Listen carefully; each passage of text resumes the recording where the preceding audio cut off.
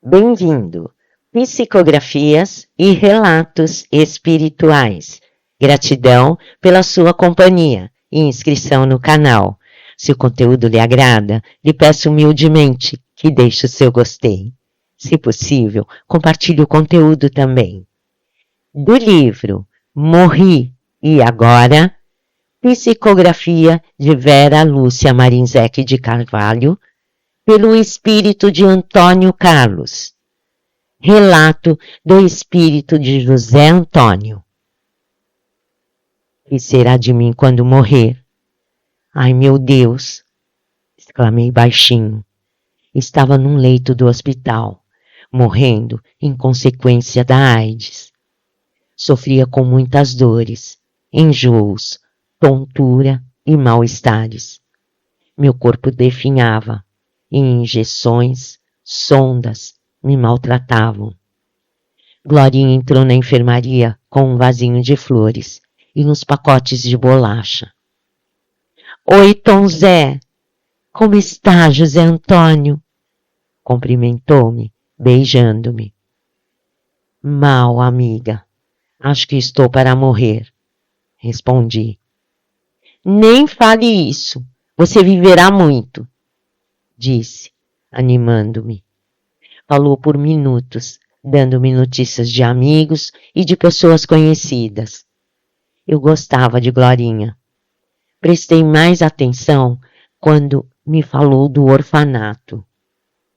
As crianças perguntam de você, do palhaço Tom. Quando lhes falei que estava doente, os pequenos oraram para você se curar. Ontem fizemos uma festa para eles. Estou indo lá também, às quartas-feiras, para dar aula de reforço. Faço o que você me aconselhou. Isso me faz muito bem. Pedi para a diretora do orfanato me empregar, e se isso acontecer, não farei mais programas. Vou viver do meu salário. Só que não terei mais dinheiro para comprar presentes para a garotada. Faça isso, Glória. Veja bem o que pode ocorrer com o nosso corpo. Não somos nada. Você não dará presentes, mas dará carinho. E para os órfãos é mais importante do que os objetos materiais. Terminado o horário de visita, Glorinha foi embora. E fiquei pensando. Eu tinha muitos amigos, e eles vinham me ver, traziam mimos e agradavam-me, tentando me animar. Avisei meus parentes que estava doente. Eu tinha irmãos, sobrinhos, tios e muitos primos. Somente um irmão veio me ver. Lembrei-me com tristeza dessa visita. Ele foi frio, discreto. Cumprimentou-me sem me encostar. Boa tarde, José Antônio. Queria me ver? Queria falar tantas coisas para ele, mas diante de sua expressão de desprezo, disse somente: queria lhe dizer que tenho um apartamento que está a usufruto de você e dos nossos irmãos.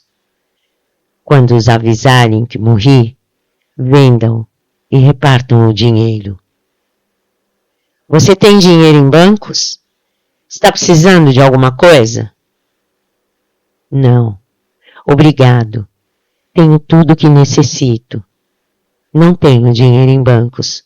Somente possuo o apartamento. Gostaria de saber da família. Dê-me notícias deles. Pedi. Estamos todos bem, respondeu ele.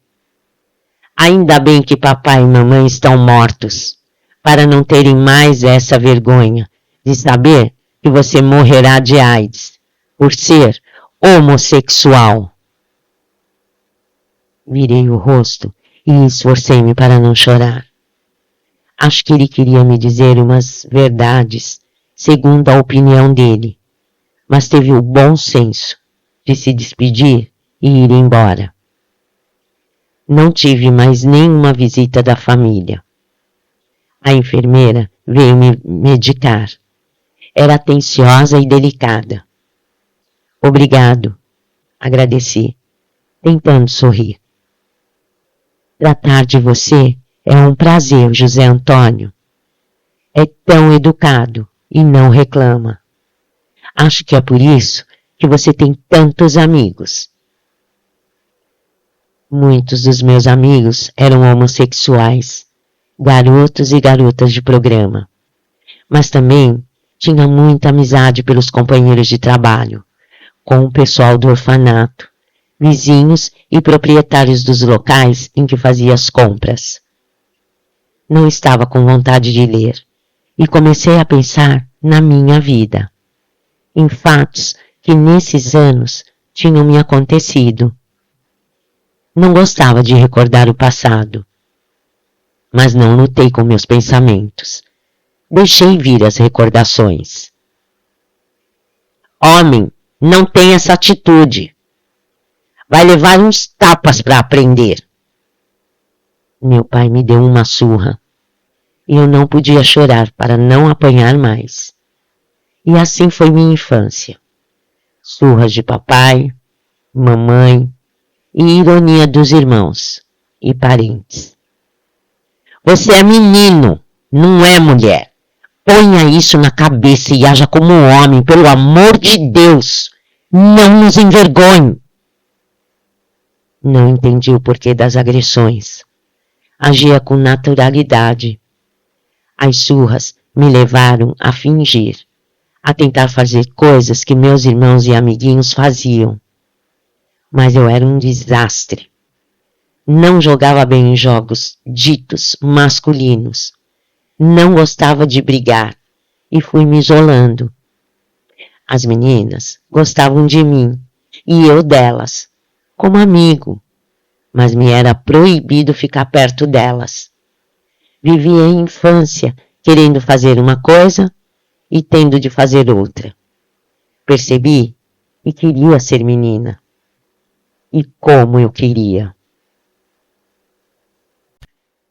Estava sempre triste e infeliz. Era desprezado em casa.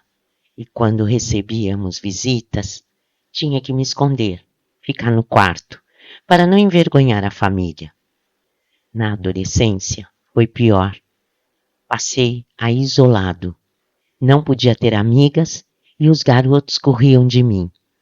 Meus irmãos me detestavam, pois quando brigavam na rua, eram chamados de irmãos da marica e outros adjetivos depreciativos.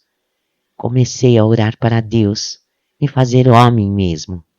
Então, minha mãe me falava: você não deve orar. É uma peste maldita. Sua prece ofende a Deus. Você pertence ao demônio. De tanto me dizer isso, tinha receio de orar e ofender a Deus. Um dia, ao voltar sozinho da escola, ouvi um chamado. Era um moço que se apresentou. Chamava-se Júlio. Convidou-me para tomar um café num barzinho em frente. Enquanto tomávamos café, ele conversou comigo. Vejo-o sempre sozinho. Não tem amigos? Queria tê-los, mas não posso conversar com as garotas e os meninos fogem de mim. Por quê? Está doente? Perguntou Júlio. Acho que pior que doença é ser assim. Homossexual? Não sou. Acho que sou somente diferente. Respondi, querendo chorar. Entendo. Embora eu não tenha sofrido tanto preconceito, sou como você e muitos outros. Passamos a conversar sempre. Júlio me esperava no bar e ia encontrar com ele quando saía da escola. Ficamos amigos. Um dia, um dos meus irmãos nos viu. Em casa, apanhei dele, de mamãe, do papai, e fiquei marcado, muito machucado. Deixaram-me de castigo sem alimento. Dias depois, consegui sair de casa, quando mamãe foi fazer compras. Fui ao bar, perto de onde morávamos, e telefonei para o Júlio. Ele estava preocupado comigo e me convidou para ir morar com ele. Fugi, o que me levou a sair de casa. Foi que, sem ter culpa, era a vergonha da família, ou como diziam, a infelicidade deles. Escrevi um bilhete explicando que ia embora e pedindo desculpas. Arrumei minhas roupas e saí antes da mamãe voltar. Júlio morava em outro bairro, mas perto. Fui para o apartamento dele. Tratou-me como amigo. Ele tinha um bom emprego, morava num apartamento confortável. Transferi-me de escola, passei a estudar à noite e me arrumou um emprego. Éramos somente amigos. Ele me ensinou tudo o que sabia. Indicava-me bons livros para ler, como deveria agir, falar, vestir e o que acontecia comigo. Conheci outros homossexuais e compreendi que outras pessoas sofriam como eu, passando pela mesma discriminação. Escrevi muitas cartas aos meus pais, porém não foram respondidas. Embora temeroso, um dia, em horário em que eu sabia que mamãe estava sozinha, fui visitá-la. Fui recebido friamente. Entre, disse ela. Não quero que lhe vejam aí na porta. Foi bom ter vindo. Alegrei-me, para em seguida ter uma grande decepção. Aqui estão algumas roupas suas. Quero que as leve. Como também quero que não escreva mais. Não necessitamos de notícias suas. Sabemos que mora com um homem. Por favor, se nos quer algum bem, vá para longe, onde ninguém o conheça, e não nos venha dizer que ouviram. Quis dizer a ela que nada fizera de errado, porém, diante de seu olhar rancoroso e frio, nada disse. E mamãe continuou a falar. Você, José Antônio, é um perdido. Vai morrer e ir para o inferno. E lá é o seu lugar. Deixou que o demônio tomasse conta de você. Está perdido. Nós tentamos corrigi-lo, mas o demo foi mais forte. Quando morrer, irá para o inferno, queimar pela eternidade. Saí de casa atordoado. Sofri muito e voltei para o apartamento. Júlio me consolou. Até então, nada fizera de errado. Não compreendi o porquê de sofrer assim, ser discriminado. Chorei muito. Júlio resolveu mudar. Fomos morar num bairro bem longe do local onde meus pais moravam. Enturmamo-nos com outros homossexuais. Se vou para o inferno, sem ter cometido pecado, então vou cometê-los, pensei. Por certo, não sou mesmo filho de Deus. Se fosse, por que ele me fez assim? Tive amantes. Estudei, cursei uma universidade e me tornei um excelente profissional. Júlio adoeceu. Cuidei dele com muito carinho. A família dele também o ajudou. Ele ia à igreja e orava. Um dia, com muitos amigos no apartamento, um deles me perguntou por que eu não ia em nenhuma igreja e não orava. Júlio respondeu. Tom Zé. Era assim que muitos dos meus amigos me chamavam.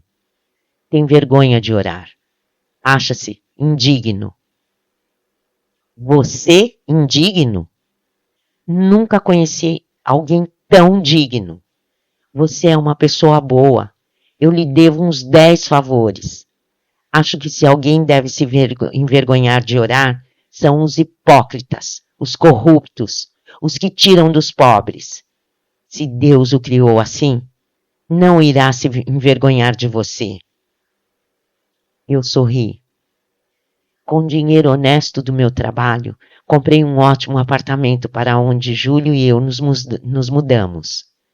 Foi também nessa época que amigos me convidaram para visitar um orfanato. Aquelas crianças sem afeto me comoveram. Passei a visitá-las. Vestia-me de palhaço para alegrá-las. Tornei-me um voluntário. Aprendi a disfarçar meu jeito feminino. Não queria ser, na minha opinião, um mau exemplo. Eu era bem remunerado. Do meu ordenado, pagava nossas despesas, pois não quis que Júlio trabalhasse mais. O restante eu doava para o orfanato. Júlio morreu. Foi muito triste nossa separação. No local em que eu trabalhava, encontrei com um ex-vizinho. Os pais dele ainda moravam perto dos meus. Ele me deu notícias. Meus irmãos haviam se casado. Meus pais, já velhos, estavam doentes e necessitados de dinheiro. Resolvi visitá-los. Receberam-me friamente. Ofereci ajuda. Trabalho, meu pai. Sou honesto e bom profissional. Se não é dinheiro do pecado, eu aceito. Mas não venha aqui, mande pelo banco. E assim fiz, até que morreram. Apaixonei-me. Tive, então, um relacionamento sério. Ele era como eu, honesto, caridoso, trabalhador, e ia comigo ao orfanato. Descobrimos que éramos soro positivos. Ele adoeceu, e eu cuidei dele até quando piorou, e sua mãe o levou para a casa dela. Essa senhora bondosa me tratava bem. Ele sofreu muito e depois morreu. Senti-me sozinho e não tive mais nenhum relacionamento. Dediquei-me ainda mais às crianças do orfanato. Elas me amavam. Fiz coisas boas também. Não fui somente ruim. Falei baixinho. José Antônio trouxe uma pessoa para vê-lo, falou uma enfermeira sorrindo e me apresentando a visita. Esse é o Padre Luiz. E esse é o nosso paciente favorito. Boa tarde. O padre me cumprimentou sorrindo. Respondi baixinho e abaixei a cabeça envergonhado. A enfermeira afastou-se e, após perguntar como estava, ao que respondi com monossílabos, ele me indagou. Não gostou da minha visita? Estou incomodando-o. Senti-me envergonhado diante da presença de um sacerdote, pois achava ser um representante de Deus na terra. Como não respondi, ele falou. Não se envergonhe por estar doente. Tenho AIDS e a adquiri pela minha homossexualidade. Não vejo nada de errado em ser homossexual, disse ele. Mas tive parceiros. Não acha que já pagou por esse erro? Você está sofrendo, porque não pode, com sinceridade, pedir perdão a Deus por esses pecados, já que reconhece que os praticou. Não tenho perdão, falei, sentindo-me sufocado. Deus perdoa sempre. Agiu por acaso pior que um homicida ou um ladrão? Forçou alguém a ter relações com você? Não, senhor, isso eu não fiz. Pode ter certeza que Deus o entenderá, falou o padre com convicção. Tive vontade de contar a ele meus medos, mas estava me sentindo muito mal. A enfermeira teve de me colocar outra sonda para que eu respirasse e não conseguisse falar. O padre me abençoou e disse palavras de incentivo. Piorei, até que dormi tranquilo. Acordei sem nenhuma sonda e respirando quase normalmente. Bom dia, José Antônio. Como está você? Cumprimentou-me uma enfermeira que eu não conhecia, com alegria, parecendo-me que cantava. Sinto-me bem melhor. Melhorei, graças a Deus, respondi. E vai melhorar ainda mais. Que tal tomar uma sopa? Obrigado, mas será que consigo? Claro que sim. E foi me dando as colheradas. Na primeira, temi não engolir, mas tomei toda e me senti fortalecido. Melhorei muito e senti-me aliviado, pensando que certamente não iria morrer dessa vez. Ofélia, assim chamava a enfermeira, mimava-me, parecia adivinhar o que eu queria. E dias se passaram tranquilos. Ela me levava ao jardim, local onde gostei muito de ir. Mas essa bondosa senhora tinha uma conversa estranha. Gostava de falar em morte. Tema que me apavorava. Dizia que todos morrem. E entendemos erroneamente esse fato natural. E o inferno não existe. Não queria ser indelicado com ela e não queria falar desse assunto. Estava me recuperando e já não me sentia com o pé na cova, como costumávamos nos referir aos doentes terminais. Decidi lhe pedir com carinho para falar de outras coisas. Estava no jardim, sentado à sombra de uma árvore florida, quando senti que alguém me observava.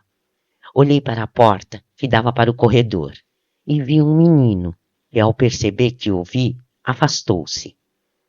Aquele garoto parece muito com Aldo. Mas não é ele. Aldo já morreu. Não, não pode ser ele, pensei. Quando Ofélia veio me buscar para retornar ao quarto, indaguei. Ofélia, tem crianças internadas nesse hospital? Como pacientes, não. Crianças aqui somente como visitas. Por que pergunta? É que vi uma criança, achei-a parecida com Aldo, um menino que conheci no orfanato e que teve câncer. Sofreu muito, coitadinho, e morreu. Respondi. É que não me fale mais que todos morrem, por favor, interrompi. Está bem, vou falar de outra coisa, José Antônio. O que você faria para alguém que ajudou carinhosamente pessoas que você ama muito? Seria muito grato a ela, e se pudesse ajudá-la, faria com todo carinho e amor. Pois faço isso, disse Ofélia. Faz? Sim, a você. Como, se não a conheço? Perguntei curioso. Você ajudou meus filhos, Rogério e Aninha. Lembra-se deles? Lembrei-me. Rogério e Aninha eram internos no orfanato. 2 irmãos que se queriam muito. Sim, eu era amigo deles. Incentivei-os a estudar. Paguei para eles curso de inglês, computação e profissionalizante. Quando Rogério fez 18 anos, aluguei um apartamento pequeno para os 2. Eles saíram do orfanato, continuaram a estudar e foram trabalhar. São excelentes pessoas, deram valor ao que receberam. Depois de algum tempo, não precisei mais ajudá-los financeiramente, mas os visitava e os aconselhava. Os 2 acreditavam que os pais haviam falecido. Olhei bem para Ofélia. Ela não me pareceu ser capaz de abandonar os filhos. Eles acham que você morreu, expressei-me decepcionado. José Antônio, você está gostando daqui? Melhora e faz 65 dias que está conosco. E nesse tempo não tem recebido visitas de amigos. Sabe que está num hospital onde não se aplicam medicamentos dolorosos. Não lhe parece diferente? Ela tinha razão, mas se melhorava, para que saber? Fiquei curioso ao escutá-la e indaguei. Por que abandonou seus filhos? Não os abandonei. Eu os amo. Eu morri. E você também. Pronto. Disse. Senti-me mal com falta de ar e tremi de medo. Calma, José Antônio. Tranquilize-se. Já faz 2 meses e meio que morreu.